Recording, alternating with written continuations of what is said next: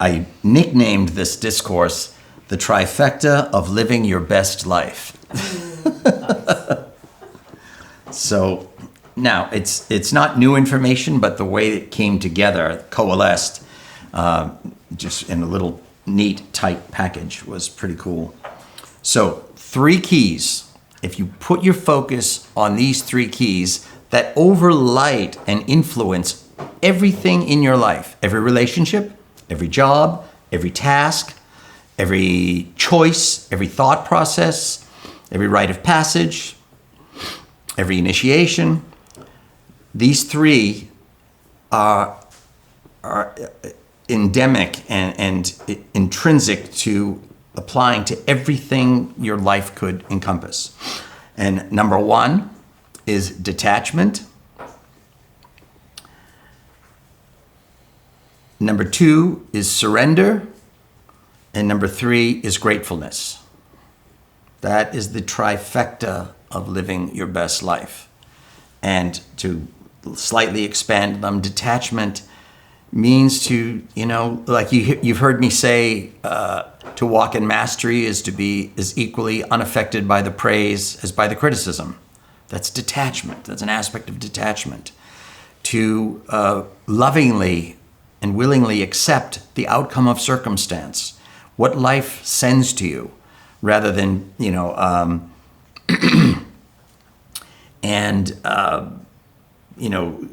order to be detached, you have to transcend and master entitlement and agendas. Those things have to go, and those things run everyone. And you've heard me in numerous discourses, we focus, and at retreats, we focus on exposing those and annihilating them, getting rid of them, dissolving them, just getting rid of them to bring you to a place of detachment. Buddha's whole life and message was the message of detachment, which sadly most people, especially most Buddhists, misinterpreted as poverty. He wasn't teaching poverty, he was teaching detachment. And he used as a vehicle giving up everything he had to do that. And it got misinterpreted as you're not supposed to own anything, and you're not supposed to have anything, and you're supposed to be poor, and poor is holy, and poor is close to God. That's not what he lived. It's not what he taught.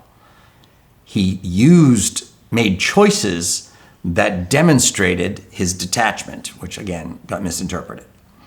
So God never said poor is holy and rich is dirty, but the world somehow believes that, especially people who call themselves religious.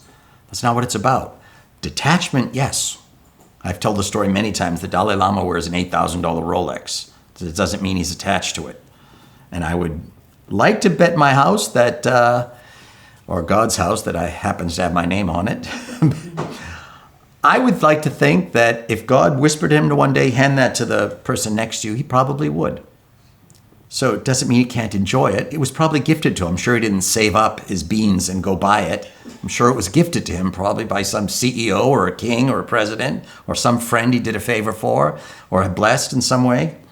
I don't know if he still wears it, but he did for a time. But it's about detachment.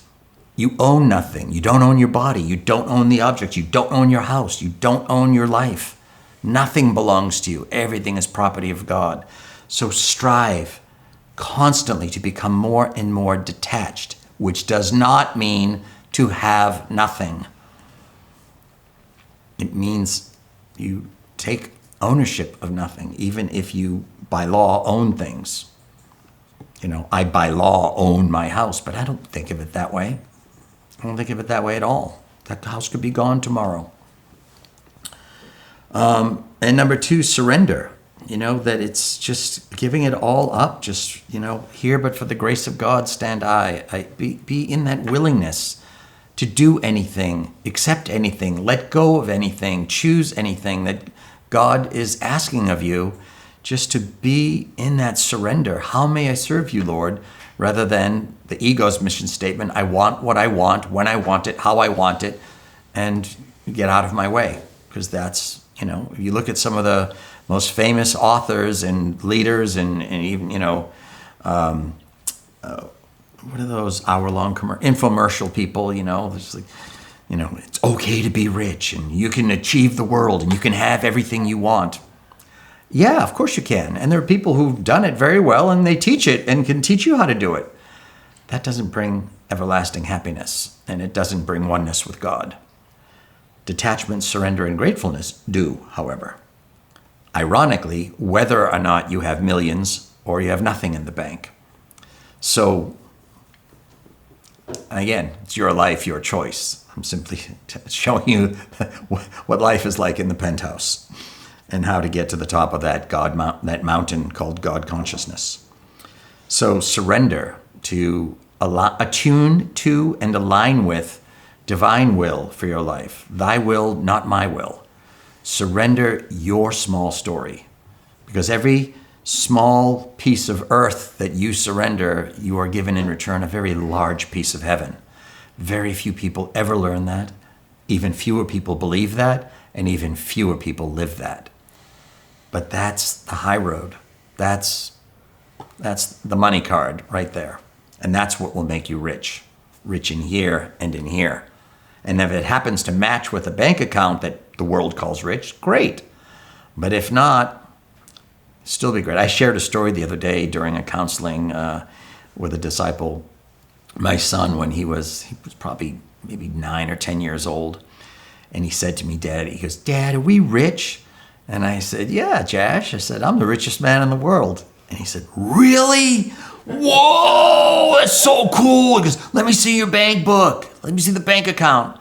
I said, I'm not showing you my bank book. Yeah, you're lying. I said, no, Josh, I am not lying. I said, I am the richest man in the world. Well, how much money do you have? And I said, well, it depends how you measure money.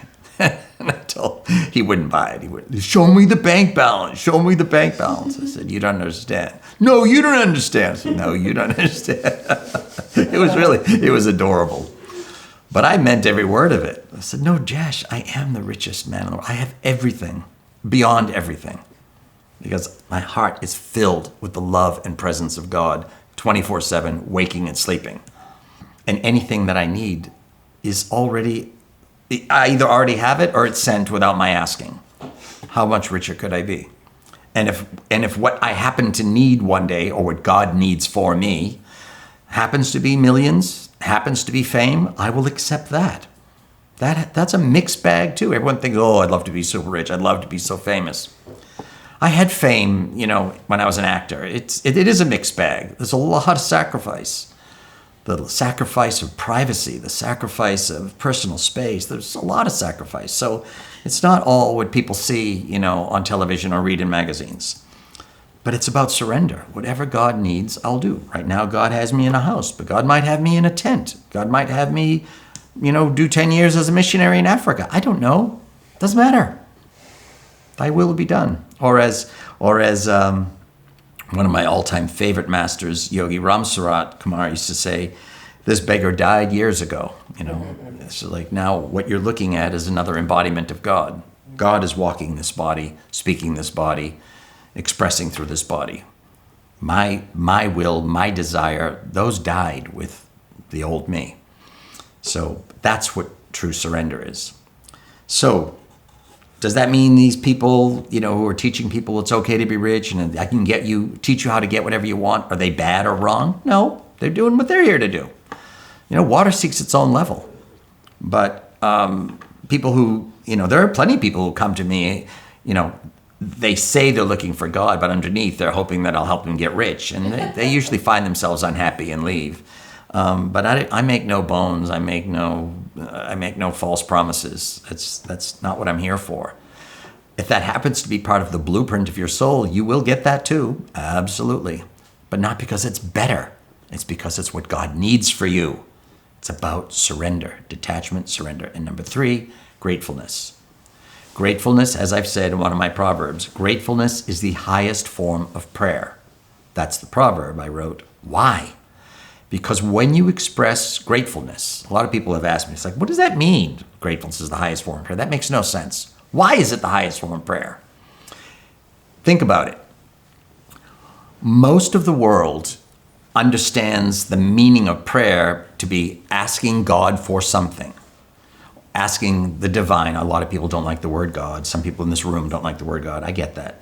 Ask the divine, asking creation, asking the universe, whatever you call it. A rose by any of the names is a rose. Most people think and believe to the core of their being that the word prayer means asking for things. In order to ask for something, you have to not have it. And to not have it means you are separate from it. When you express gratefulness, you are proclaiming your oneness with God. Every time you express gratefulness, you are proclaiming your oneness with God. Every time you ask God for something, you are proclaiming your separateness from God. That's why gratefulness is the highest form of prayer. So that's why. And remember that mantra that I gave all of you? God and Guru give me everything I need, even without asking. That's the essence of gratefulness. That's why you're grateful. And that's what gratefulness is speaking, proclaiming, and what it means. You're proclaiming your oneness with God, that isness that exists in the oneness. So those three, beloveds, are the trifecta of living your best life.